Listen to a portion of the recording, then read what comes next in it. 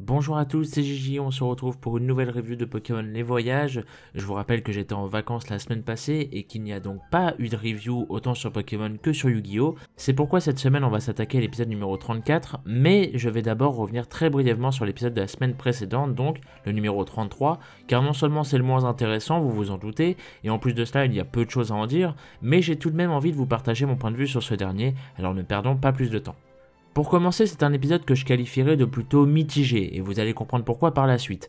Tout d'abord, Go souhaite se rendre à un événement public centré sur les échanges de Pokémon.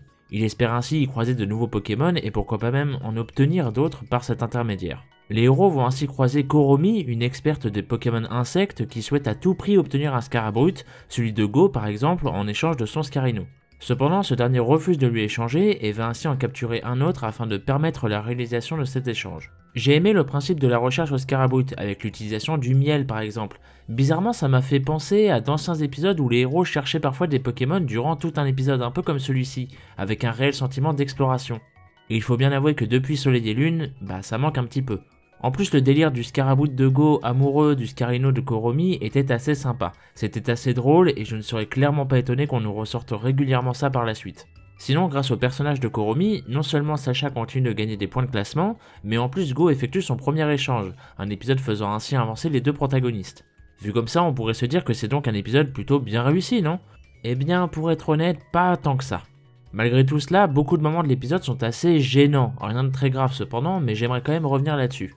Par exemple, Go qui veut participer aux échanges, mais une fois rendu sur place, il refuse d'échanger son Scarabrute, alors qu'il n'est même pas attaché à lui comme à son instigateur par exemple. Alors pourquoi? Ou encore Koromi qui finalement possède une équipe complète de Scarino, rendant l'échange assez inutile car au final personne ne perd rien. C'est aussi ça la particularité des échanges, ce côté dramatique qui fait que l'on fait ses adieux à un Pokémon car on est attaché à lui. Ou encore Sacha qui fait un combat avec Koromi pour grimper dans le classement. C'est réellement une bonne idée, mais le combat est bien trop rapidement expédié, rendant la chose très anecdotique, même s'il fallait s'en douter vu l'objectif de l'épisode. Et concernant la Team Rocket, il n'y a clairement pas grand chose de glorieux à en dire pour le coup. L'idée c'était que Morpeko leur mène la vie dure, très bien, pas besoin d'aller plus loin, le reste était assez long et inutile pour pas grand chose au final. Petite anecdote cependant, au tout début de l'épisode, un vieil homme échange son piaf à bec avec le canard-tichot d'une jeune fille. Et il faut savoir que c'est une référence directe au jeu de la première génération de Pokémon, dans lequel cet échange est également présent. Bref, ceci étant dit, passons maintenant à l'épisode numéro 34. Un épisode centré sur Faiza, donc la championne d'arène combat de Galar, qui s'est arrêtée au dojo de Safrania pour s'entraîner. Autant vous dire que c'était un épisode très attendu d'un commu, surtout de par l'opening qui teasait une défaite assez importante pour Sacha, juste après le passage de Faiza justement. Et comme prévu, ce fut bien le cas. Sacha a ainsi perdu pour la première fois depuis son entrée dans le championnat. Bien sûr, le combat contre Tarak ne compte pas puisqu'il ne rentre pas dans ce cadre-là. Ce qui est assez marrant dans cet épisode, si je puis dire, c'est qu'il reprend le schéma classique qu'on n'avait pas vu depuis un petit moment pour le coup. A savoir donc, Sacha est bizarrement très, voire même trop sûr de lui, à la limite de la vantardise. Et évidemment, à chaque fois qu'il est dans cet état, c'est qu'une défaite se profile pour lui. La morale là-dedans, c'est de ne jamais tout prendre pour acquis, et bien sûr, qui fait le malin tombe dans le ravin. C'est assez malin et téléphoné pour être franc, mais ça arrive régulièrement à Sacha, afin qu'il puisse tout simplement garder les pieds sur terre, afin de ne pas trop s'enflammer, car plus dur serait la chute. Cependant, ce qui rend l'épisode plutôt intéressant, c'est que malgré tout, il ne s'agit pas d'un combat à total sens unique, dans lequel Sacha n'a rien pu faire, autrement appelé un squash. Malgré les apparences, et c'est vrai que Sacha ici n'a pas réussi à vaincre un seul des deux Pokémon de Faiza, mais il s'est tout de même bien défendu, à montrer qu'il était capable de riposter, de réfléchir, etc. Même si, comme le dit si bien Go durant cet épisode, la fameuse Sacha Strat elle-même n'a pas réussi à atteindre la championne de Galar. D'ailleurs, toute la mise en scène de l'épisode est exclusivement centrée sur Faiza. On nous la montre comme quelqu'un de très froide, très directe, intimidante et forcément donc très puissante. Et pour information, toute cette personnalité est tirée de sa carte de ligue des jeux épée et bouclier, dans lesquels on nous explique que Faiza s'entraîne depuis son plus jeune âge, qu'il s'agit d'une personne très sérieuse, à tel point qu'elle ne fait quasiment jamais ressortir ses émotions.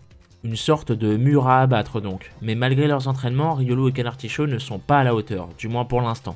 La question est surtout de savoir si Riolu va évoluer d'ici la revanche ou bien carrément pendant, car oui, ne vous faites pas d'illusions, son évolution aura forcément rapport avec cette future revanche. Pour être honnête, je suis plutôt pressé de voir ce fameux match retour justement. Déjà, on sait qu'il va arriver plus tôt que prévu, ce qui n'est pas vraiment une bonne chose à mon sens, mais nous en reparlerons le moment venu. Mais j'ai aussi et surtout hâte de voir comment Sacha compte renverser la situation, il va devoir penser à de nouvelles stratégies. Et c'est surtout lorsque Sacha perd un match qu'il brille encore plus lors de ses revanches. C'est là qu'on voit tout son talent en action, ses réflexions souvent loufoques à première vue mais qui finissent toujours par nous impressionner, accompagnées d'un sérieux qu'il aborde que trop rarement et qui, je dois bien vous l'avouer, me procure toujours un plaisir fou. Seul petit bémol de l'épisode à mon sens, c'est le fait que Go fasse un combat contre le maître du dojo afin d'obtenir soit Taignon soit Kikli, comme dans les jeux. Un combat mine de rien plutôt important puisqu'il s'agit de la première victoire officielle de Go, mais malheureusement totalement hors champ. On sait juste qu'il a fini par gagner et par obtenir Taignon.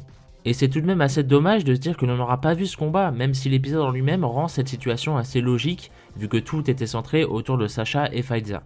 Et voilà, cette review est à présent terminée, merci à vous de m'avoir écouté, j'espère qu'elle vous aura plu. N'hésitez pas à me dire votre avis en commentaire concernant ces deux épisodes de Pokémon comme d'habitude. Quant à moi, je vous retrouve demain pour une nouvelle review sur Yu-Gi-Oh! Sevens, et croyez-moi, elle vaut le détour, la passion a parlé, mais je ne vous en dis pas plus. Ou sinon, rendez-vous la semaine prochaine pour de nouvelles reviews sur Pokémon et sur Yu-Gi-Oh! Bien sûr. En attendant, portez-vous bien, gardez la passion et la hype, et des bisous.